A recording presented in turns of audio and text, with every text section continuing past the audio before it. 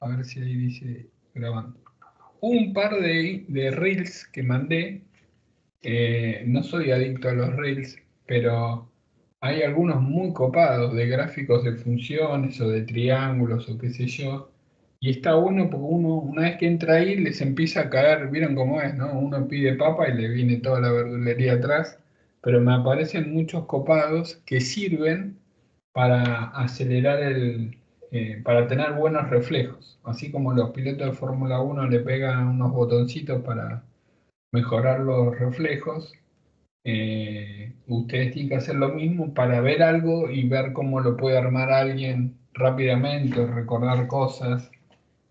Así que miren, el de series, el de la demostración de suma de k igual cero a infinito de, creo que era x a la k, creo que era que este es uno sobre uno menos. Esta demostración que hace en el video es fantástica, porque piensen que esto uno es al revés, tengo esto y con Taylor llego a esto, pero el ejercicio era tengo esto y quiero saber qué es, y desarmaba esa serie, la escribía como uno más x cuadrado y sacaba factor común x y le quedaba uno más x cuadrado, ta, ta, ta. Entonces decía que la serie esta es uno más x y esta es la misma serie, entonces la pasa restando, es esto y esto es esto. Increíble. Jamás vi esta demostración, miren que, pero muy buena y sirve, le da chispa. Y lo hacen en un Reels con música de fondo. Así que está muy bueno. Bueno, una de las primeras situaciones que teníamos era todo el tema de cargas inducidas. Y, ¿cómo era esto? Creo que tenía un plano infinito y acá tenía una carga Q. Entonces, la idea era encontrar la densidad uniforme, o sea, el plano está descargado originalmente. Entonces, ¿qué pasa? Y es un plano conductor. Yo pongo una carga Q a una cierta distancia y obviamente en el plano infinito voy a tener una carga neta menos Q, que va a ser la inducida. Entonces uno tiene que saber cómo se distribuye esa densidad, porque no se va a distribuir en forma uniforme, va a haber más carga cerca de la línea directa de Q y menos carga en los alrededores. Una vez en el IBE tomaron un conductor que era así y acá les ponían un conductor elíptico. Y bueno, les daban los datos de los semiejes de la elipse, del radio este, del otro radio. Acá era vacío y les preguntaba, entre otras cosas, cómo espera cualitativamente la distribución de cargas en la cara interna del conductor y cuál es el campo acá afuera y por qué lo hace y qué sé yo. Entonces, la explicación es que en la zona punteada, recuerden que un conductor es una superficie equipotencial. Entonces, si el potencial tiene que ser el mismo en todos los puntos, en las zonas más puntiagudas vamos a tener más carga. Entonces se va a inducir más carga cerca de este punto y cerca de este otro punto y menos en esta parte. Pero si esto tenía una carga Q, acá no va a ser uniforme, va a ser menos Q, y después acá afuera va a ser más Q. Entonces, ¿cómo hago para calcular el campo eléctrico? Bueno, es la hipótesis de que en un conductor, cuando tienen la carga, sobre la superficie del conductor, que recibe esa carga inducida debido a que es menos Q, acá aparece más Q, se distribuye uniformemente en la esfera, entonces ahí pueden sacar el campo eléctrico por Gauss. Entonces, acá lo mismo. Esta carga Q va a inducir más carga cerca de donde le estoy pegando y o sea, voy a tener una sigma de XY. A eso vamos. Y si me dicen cuánto vale, medio que nos agarra desconcertado, porque ¿cómo hacemos para calcular sigma de XY? Entonces, lo que sabemos es que este conductor es un equipotencial. Entonces hay una forma de pensarlo que es como que acá tengo una carga menos Q a la misma distancia del otro lado, como si fuese un espejo, y la condición que le tenemos que exigir es que el campo eléctrico, que el potencial sea cero, sea constante en toda esa superficie metálica. Y para que pase eso, tendría que tener una distribución sigma de xy como epsilon 0 por el campo en 0. ¿Sí? Como si fuese un plano infinito con densidad. Ahí sacan la relación entre sigma y E. Y para sacar E en el punto 0, lo puedo pensar por superposición como el campo de estas dos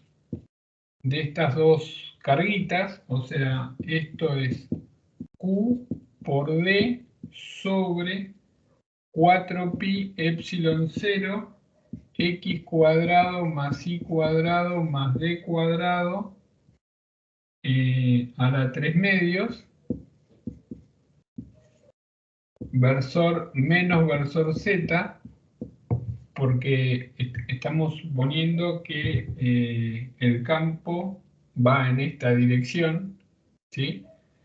Y este sería uno de los campos, y el otro campo sería más K por Q, Q por D, o sea, este menos versor Z es el de este, tira para allá, para el lado negativo.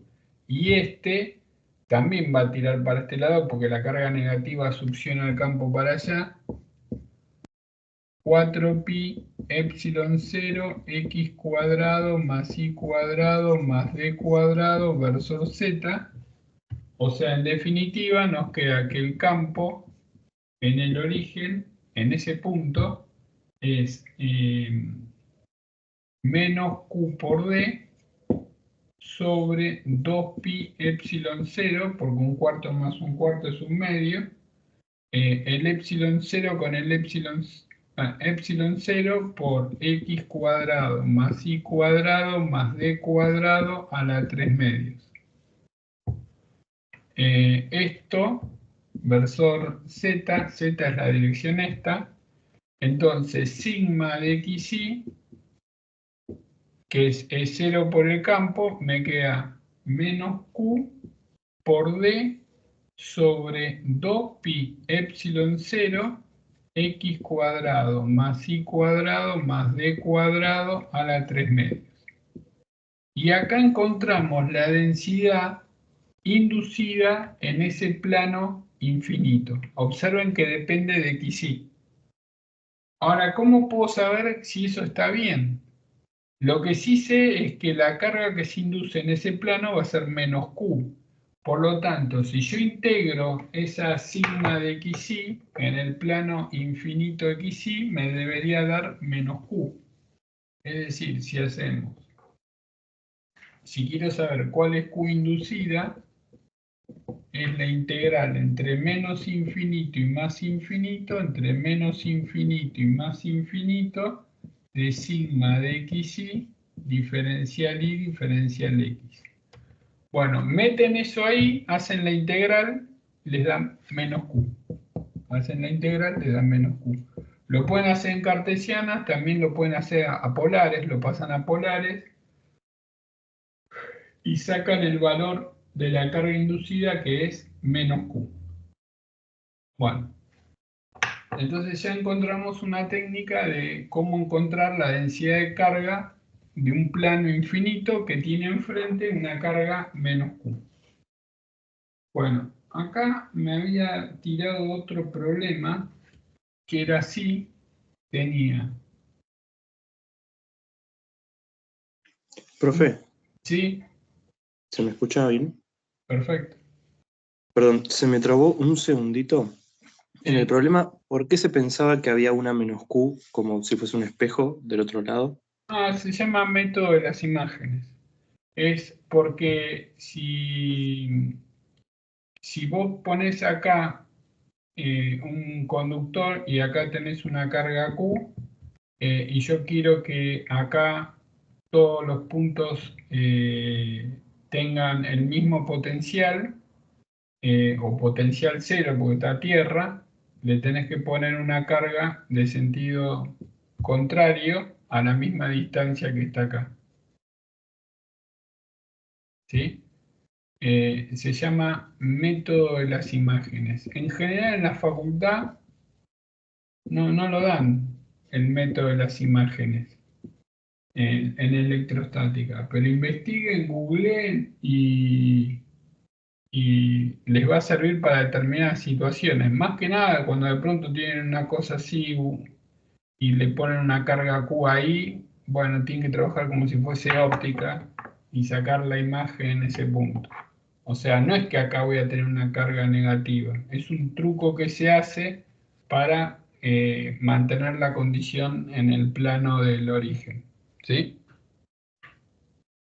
Ah, está bueno, sí, sí, gracias.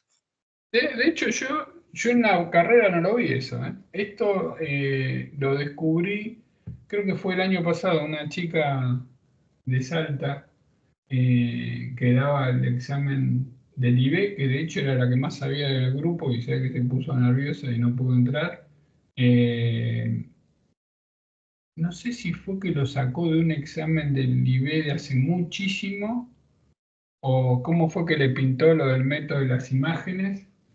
Y bueno, vieron cómo es hoy en día. Googlean, ponen método de imágenes para cargas, para campos eléctricos, investigan y van a tener una herramienta copada para determinar situaciones. En Y, exactas lo vemos, pero tenemos dos ejercicios en la guía nada más. bueno, Tenemos ahora exactamente ese del plano y creo que ninguno más. bueno, cuando yo lo estudié se lo tragaron. Este, yo Sí, tenía, pero no lo dieron este año por la cantidad de paros y eso. claro, yo tenía la profesora Treyes, no sé si te suenan los apuntes de él. No, Eh, por ahora no. no, y el tipo creo que después se fue a la NASA, pero era el que daba todo electromagnetismo cuando yo cursé esa materia en exactas. Bueno, eh, mecánica uno ¿ya le hiciste? No, no estoy en física 3. Claro, bueno. Mecánica uno era una materia que todos dejaban la carrera de física, porque el tipo que daba esa materia los acreditaba a todos. Eh, llegábamos 40 a mecánica. Mecánica uno no es física uno para los que algunos, es donde se ven el método lagrangiano, hamiltoniano, etcétera. Ah, mecánica Y clásica. claro, y me acuerdo que el profesor que teníamos, y se ve relatividad también, relatividad especial, un delirante con los problemas. Sí, la da Ferraro. Sí, no, no me acuerdo, Aníbal se llamaba, era uruguayo, un doctor, sabía un montón, pero se presentaban 40 y no aprobaba ninguno. Y encima esa materia se dictaba un cuatrimestre solo y te iba mal, tenías que esperar el otro año para cursarla y después te iba a ir mal y entonces se pasaban ingeniería un montón. Hasta que Claro. una vez al tipo lo cagaron a trompa. A la salida de la ¿Cómo no? facultad tuvo un altercado con un alumno, el pibe se puso medio violento y no sé qué. Fue tipo chisme. Entonces cuando yo la cursé, el tipo ya lo habían patateado. Y de 40 me acuerdo que aprobamos 8 y tuve la suerte de aprobar, pero era terrible esa materia. Buen Y día, profe. Acá en la UNCO se llama mecánica racional, esa materia. no es mecánica racional, porque en mecánica racional ven engranajes y todo ese tipo de cosas. Es Hasta ahora mecánica racional, vimos. mecánica racional se ve en ingeniería y es todo el tema de engranajes y cosas raras que ven en mecánica.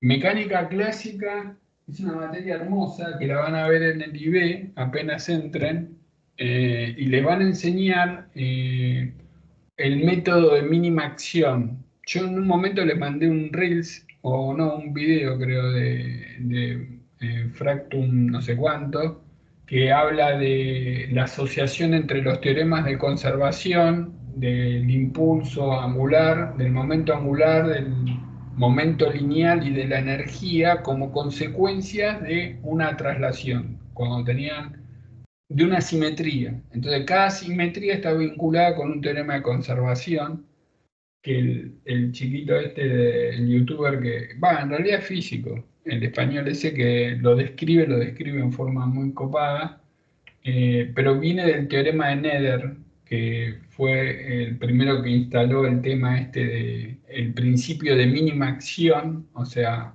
¿por qué si suelto una piedra cae así? ¿Por qué no cae así haciendo cosas raras?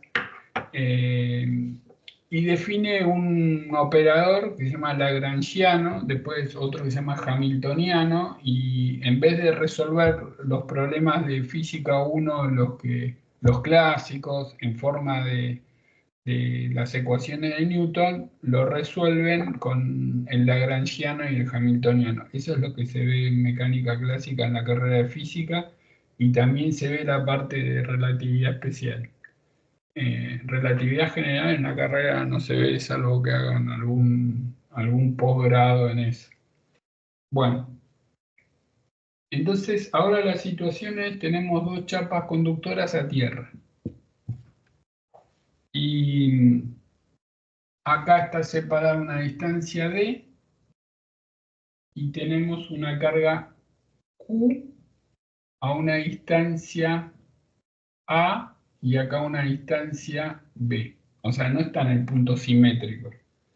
Entonces estas chapas están conectadas a tierra las dos, entonces la idea es que esta carga Q induce una carga acá y acá de forma tal de que la suma de las dos me tiene que dar menos Q. Otra vez con el método de las imágenes está copado porque se arma como una serie, ¿no? Es como cuando se paran frente a dos espejos, uno adelante y otro atrás, y aparecen infinitas réplicas de ustedes, levantan la mano y levantan toda la mano. Este forma una imagen acá, esta imagen sería el objeto frente a este otro, y aparece otra imagen acá, una acá, una acá, una acá, una acá, se va armando una serie, y está muy bueno estudiarla. La cuestión es que se va a inducir una carga Q1 acá, y una carga Q2 acá, que es lo que me pregunta el problema. Este es un problema que trajo esta chica Milagro, que estudiaba 17 horas por día, que lo había encontrado en un libro de la India. Esta piba no se fumaba marihuana. Y me acuerdo que no lo podíamos hacer y mandó la resolución de un hindú hablando en inglés, onda Tarzán, que no se le entiende nada. Y lo había pensado de una determinada forma, pero esta que encontramos con ChatGPT parece más copada, y es la siguiente, porque esta carga Q que induce acá, cuanto más cerca de la chapa está, el campo eléctrico es más grande. Entonces, ¿por qué se induce carga? Bueno, porque acá tiene electrones libres. Entonces, si esta carga se acerca acá, va a traer, supongamos que es positiva, va a traer carga negativa acá, y esa carga negativa que atrae acá es como que se forma una carga del otro lado también. Entonces, postula que Q1 es proporcional a la distancia a la otra chapa. O sea, la carga que se induce acá es proporcional a la distancia. Cuanto más cerca está acá, la carga que se induce es proporcional a la distancia del otro lado. Ahora lo repasamos un poco mejor. Y Q2 es proporcional a la distancia esta. O sea, la carga, cuanto más cerca está de acá, la carga que se induce acá es mayor, porque está más lejos de la otra. Lo raro es que es proporcional a la distancia que está de la otra chapa. Y la carga que se induce acá es proporcional a la distancia del otro lado. Eso lo pueden sacar con el método de las imágenes, o lo pueden sacar pensando en que cuanto más cerca está de este punto, el campo eléctrico acá es más intenso y acá es menos intenso. Entonces, cuanto más lejos estoy de la otra chapa, más carga se induce acá. Y menos se induce en el otro. O sea, si está en la mitad, es como que se va a inducir lo mismo de los dos lados. Si me voy acercando a este, el campo eléctrico acá, debido a esta carga, es más intenso, entonces se va a juntar más carga acá. Entonces es como que es proporcional a la distancia a la otra chapa. Cuanto más lejos estoy de la otra chapa, más carga se induce acá. Y menos carga se induce acá. Por eso digo que Q2 es proporcional a A y Q1 es proporcional a B. ¿Iban a decir algo? Sí, yo quería preguntar si no podría poner, por ejemplo, en Q1, en vez de poner B, no podría poner dividiendo A, cosa de que cuando sea más chiquito se te hace más grande. Y sí, seguramente vas a llegar a la misma idea. Pero les aclaro que esta situación que puede aparecer en un examen, porque estos siempre sorprenden con cosas, por eso es importante la velocidad y saber los tips y los clásicos no pifiarle, o sea, en los problemas de extremos, en los problemas de alguna circulación, ahí no hay que chingar, porque eso es ejercitación, o en los problemas de Faraday Lens, que hicimos varias situaciones, tenerla clara, porque en los ejercicios que tienen que pensar tampoco pueden estar perdiendo mucho tiempo, entonces recrear estas situaciones está bueno. La otra cuestión que sabemos es que Q1 más Q2 me tiene que dar menos Q. Adrián, una pregunta. ¿Por ¿Sí? qué aparece menos antes de la proporción? Porque si acá la carga es positiva, genera un campo eléctrico en esta dirección que hace que atraiga, ley de Coulomb, o sea, si esta carga es positiva, va a traer carga negativa acá. ¿Está bien? O sea, imagínate que acá tengo una Q positiva. Acá las cargas se mueven libremente en forma uniforme, pero si acá traigo una carga positiva, se va a empezar a juntar carga negativa acá. Claro, claro. Sí, sí. ¿Está? Gracias. Del otro lado también, porque es como que estos dos están a tierra y el total de la carga que se induce entre las dos chapas va a ser menos Q. Bueno, entonces 1 más Q2 es menos Q. Por lo tanto, usando estas dos ecuaciones, o sea, reemplazan el valor de Q1 por alfa QB y el valor de Q2 por alfa QB, sacan que alfa es 1 sobre D y tienen este resultado que es menos B sobre D por Q y Q2 es menos A sobre D por Q. Entonces, si bien uno aprende por repetición, pero las sorpresas con la repetición no sirven. Pero suma un montón esto porque si aparece una cosa así, que no es nada loco que aparezca una cosa así, si se ponen a pensarlo en el medio del examen, cagaron. Porque me acuerdo el año pasado, tuvimos un par de días pensando este problema. El hindú lo hace de otra forma. Si encuentro el video, se los mando. Debe estar. Ah, perdí el celular. Se rompió el celular. Así que no tengo el WhatsApp de Milagros. Pero Leo lo debe tener y le podríamos escribir. Después le escribo a Leo. Lo pensaba como que acá había esta Q, como que si hubiese una chapa infinita acá y distribuía la carga Q, no se hacía, no se le entendía bien el inglés en el que hablaba. Pero lo pensaba de otra forma, llegaba al mismo resultado, pero sabiendo esto y sabiendo que la suma de las cargas me tiene que dar menos Q, sacan este resultado. Entonces, estos tendrían que tener un cuaderno aparte de cosas conceptuales, donde uno después las repasa y es para investigar y estudiar y suma bastante, porque la inteligencia artificial le dije, me podés hacer uno distinto, pero que tenga la misma idea, y simplemente le enchufó una batería entre los dos y cambia un poquito la situación. O sea, como que esto hay una diferencia de potencial B acá y la pregunta es la misma. O sea, ¿cuál es la carga que se induce en cada placa? Bueno, lo que sabemos es que como hay una diferencia de potencial entre las dos, va a haber un campo eléctrico constante que es B sobre D, debido al campo entre las placas.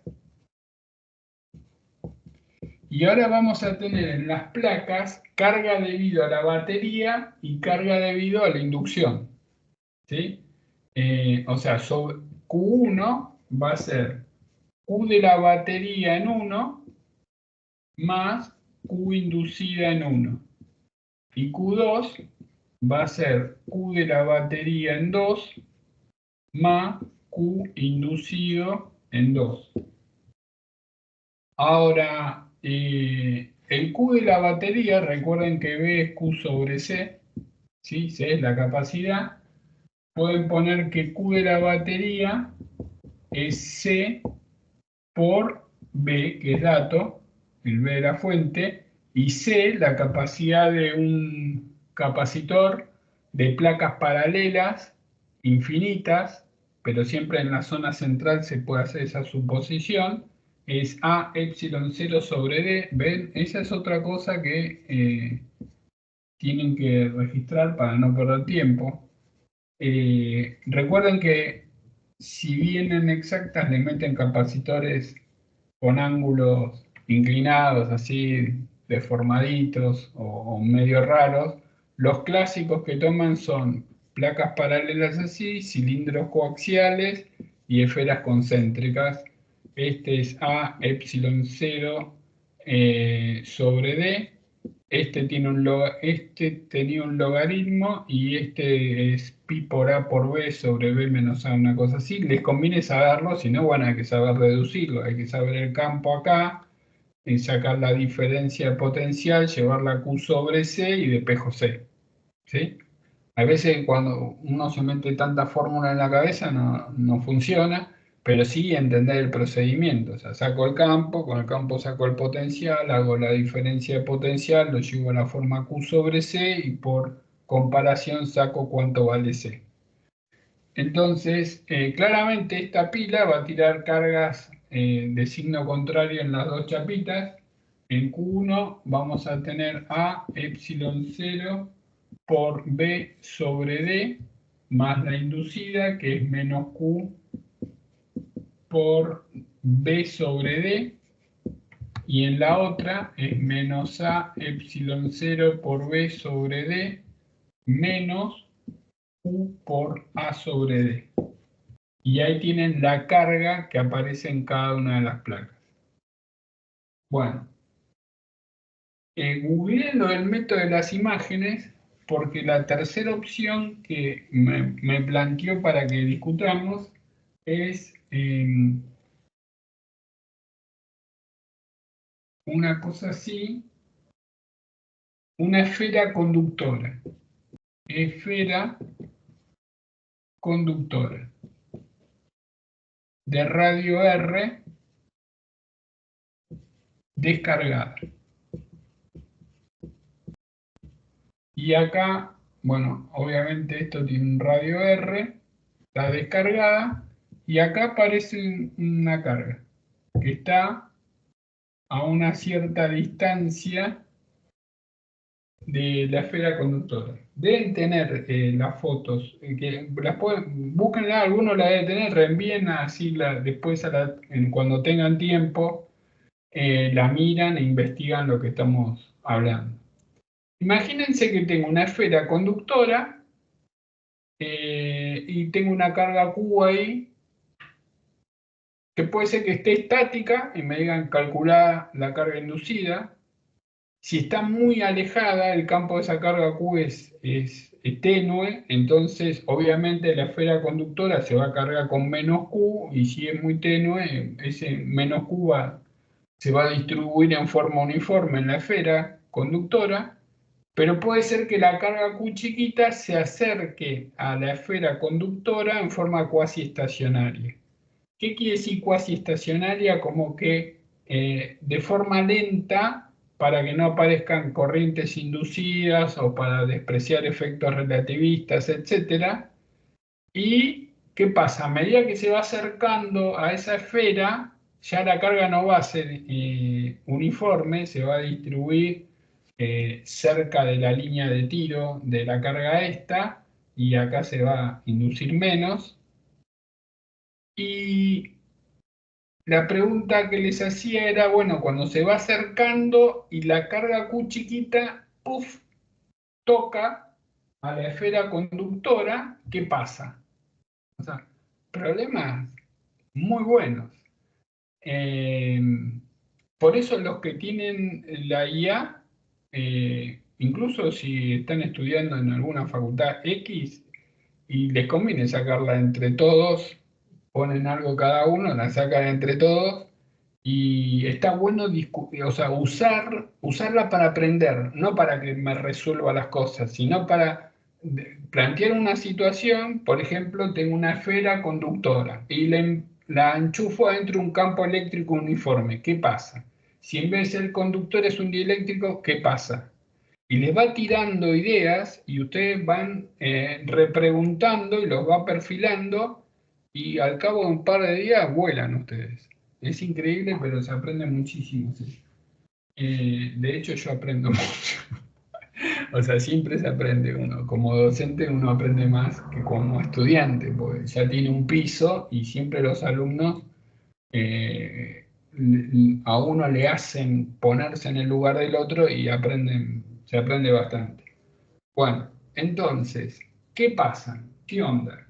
Método de las imágenes, acá aparece una carga Q', y lo que necesito es que el potencial de la esfera conductora sea constante. Entonces, ¿qué pasa? La pregunta es, ¿dónde ubico esta carga Q', D'?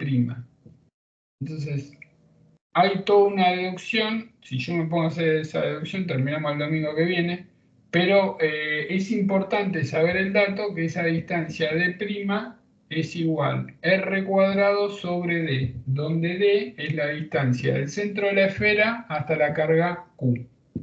Y obviamente Q' es igual que en el otro caso, menos Q por R sobre D. Bueno, esto es algo que hay que manejar, método de las imágenes. Lo pueden tomar tranquilamente otra vez. Y si no, recuerden lo que les dijo Gonzalo, que si uno no responde nada, cero. Pero si responde algo, le va sumando. Algo coherente y justificado. Y recuerden que la idea es entrar en el pelotón del medio. O sea, salvo que haya algún anormalito por ahí. Entonces, uno tiene que saber que esto induce esto, y a medida que se va acercando, esta distribución no va a ser uniforme. Y bueno, si sabe lo del método de las imágenes, van a saber dos cosas. ¿Dónde tengo que poner la carga Q'? O sea, en qué distancia y cuánto tiene que valer. Y esa es la respuesta. Entonces, una vez que tengo esto, ya tenemos la carga Q'. Esta carga Q' va a ser la que se induce en el cascarón para que contrarreste el campo eléctrico de esta carga Q. Ahora bien, ¿qué pasa si la carga Q se va acercando? Si la carga Q se va acercando en forma cuasi estacionaria, se acerca en forma cuasi.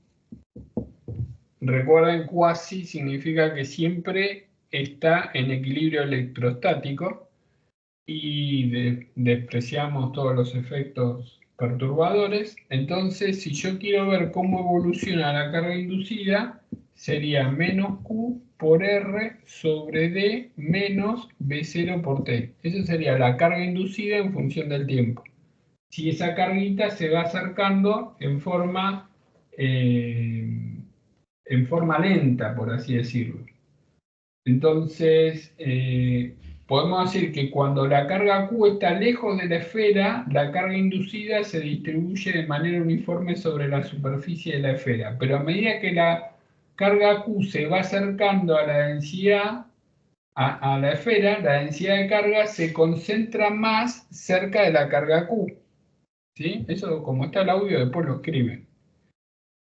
O sea, lejos se induce menos Q' en forma uniforme. A medida que se va acercando, se induce más carga en frente de la línea de la carga Q y menos en los polos, y va perdiendo la uniformidad de cómo se distribuye esa carga. Ahora, cuando la carga Q llega a la esfera y la toca, o sea, cuando va llegando así, tiqui, tiqui, tiqui, tiqui, y ven, la carga inducida va cambiando, cuando la toca, la carga inducida desaparece del espacio en cuestión y lo que me queda es la carga Q distribuida uniformemente sobre la esfera, porque esa es la característica de los metales, que tratan de uniformar la carga en toda su superficie.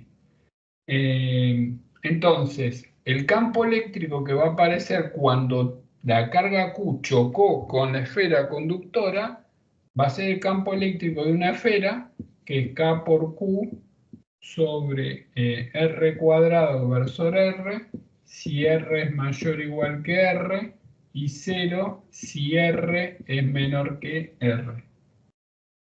Recuerden que en general los problemas que tiran no son de muchas cuentas, porque no les interesa que hagan tantas cuentas. A veces uno se pone a hacer cuenta con el mono, el mono que giraba, eso, cómo hacer para comer la banana, la gente se descontrolaba haciendo hojas de fórmulas y qué trayectoria.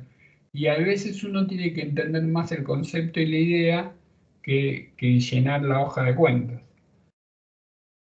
Bueno, entonces vamos a otra situación, que hay un video genial que ahora que estoy pensando lo perdí, pero se lo vamos a preguntar a Leo, que Leo rescata porque lo debe tener, que es un video de un profesor. Ah, lo podemos googlear. Es un profesor de la UTN de Pacheco, no me acuerdo el nombre, pero ya lo voy a encontrar y les voy a mandar. Es un video de YouTube donde el tipo demuestra qué pasa sobre una esfera conductora,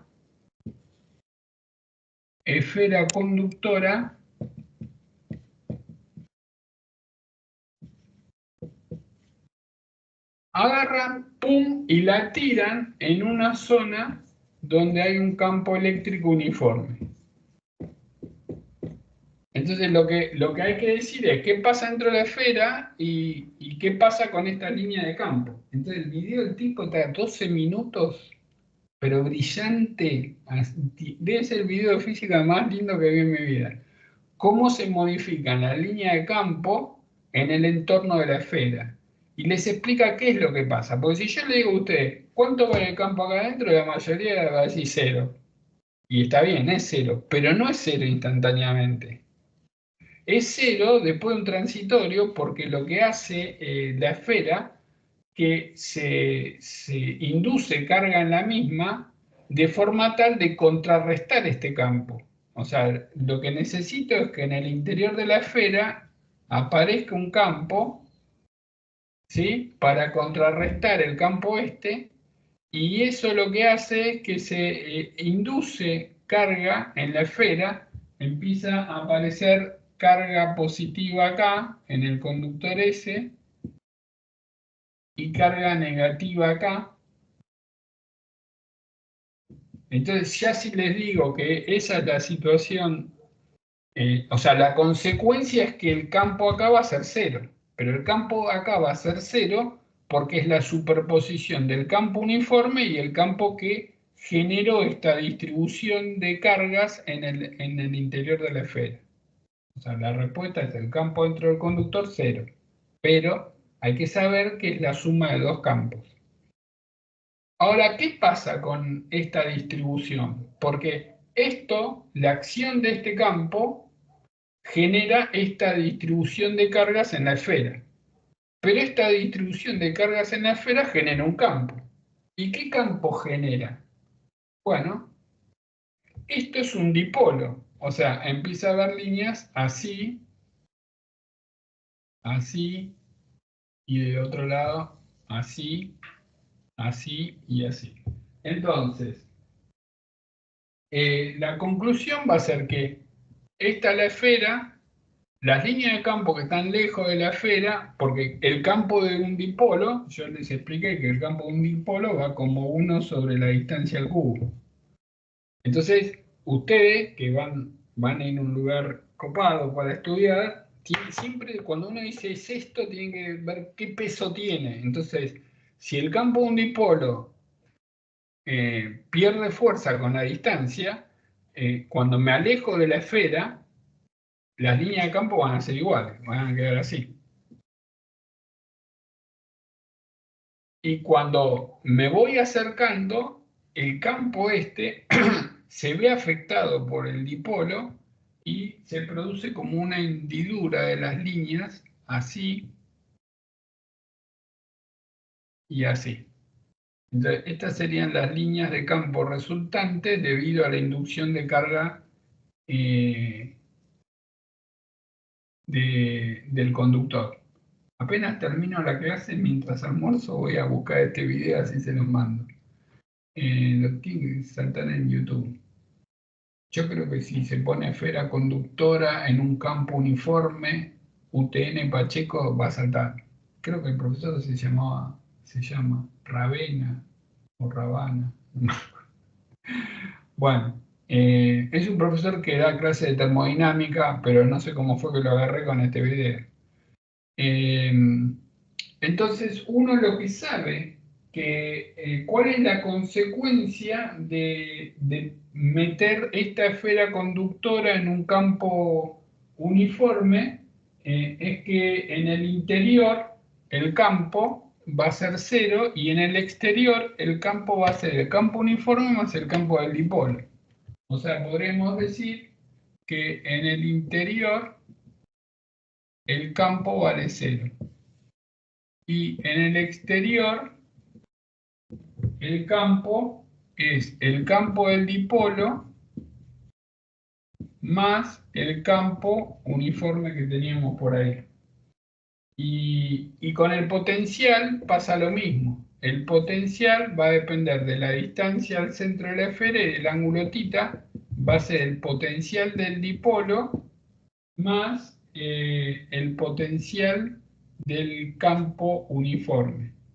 Del campo uniforme. Como el campo uniforme es sub 0, obviamente depende del ángulo θ, les va a quedar el campo, el potencial del dipolo, el campo iba como 1 sobre r cubo, así que el potencial va un grado menos, con r cuadrado, se opone menos E0 por r por coseno de θ sobre... no, este es el del dipolo, es E0 r cuadrado, esto está fijo, sobre r cuadrado variable coseno de θ, más el otro es menos E0 por r por coseno de θ. Entonces, este es el potencial del dipolo. Tienen que saber el campo del dipolo, el potencial del dipolo, cómo se calcula. Hay que hacer un desarrollo en Taylor, pero tenerlo fresco y si no, de última, saber explicar cómo se hace y saber que el campo de un dipolo va como 1 sobre la distancia al cubo y el potencial como 1 sobre la distancia al cuadrado. Investiguen desarrollos multipolares. Yo en los videos de Física 3 lo expliqué en varios videos, insistí mucho de eso, hicimos muchos problemas por el tema de que les preguntan ¿qué espera que pase en el infinito? Entonces tienen que basar en los desarrollos multipolares y qué espera, cómo lo demuestra. Bueno, hay que hacer un Taylor y ver qué pasa lo que uno espera que pase. Y está el caso del monopolo, del dipolo, del cuadripolo, etc. Bueno, entonces el campo de un dipolo también tiene una fórmula. O sea, esto en cuanto al potencial de la situación, el campo es E0 más el campo del dipolo. Lo estoy leyendo, no me lo acuerdo yo.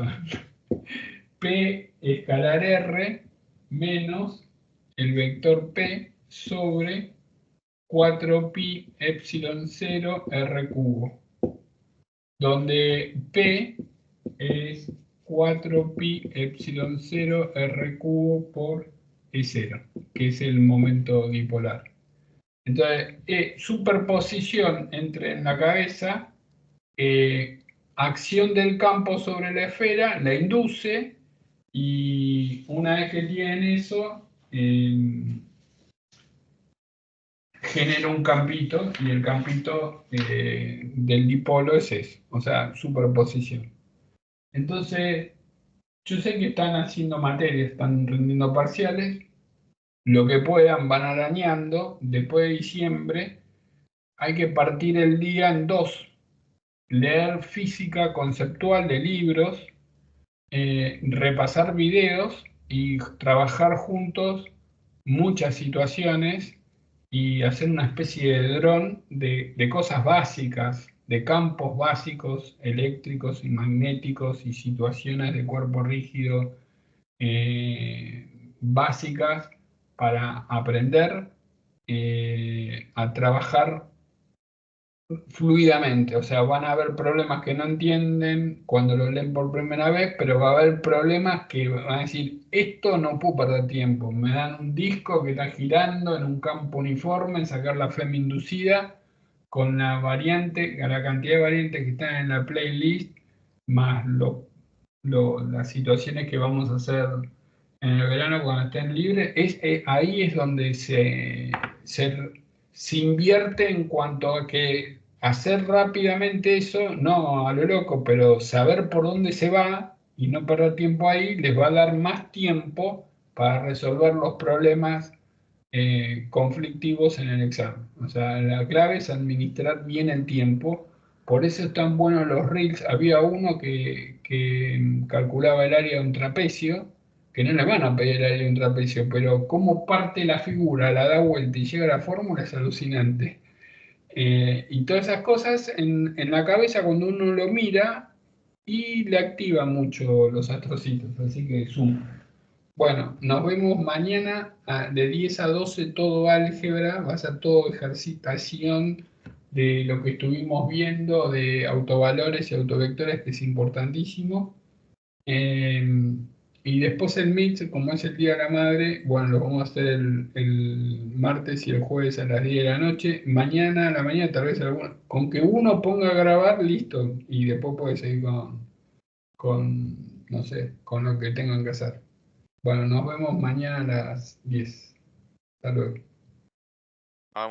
Y los que no Dale, profe, gracias. me escriban por privado, así los voy agendando. Bueno, nos vemos. Chao. No, profe. Hasta luego, profe. Chao.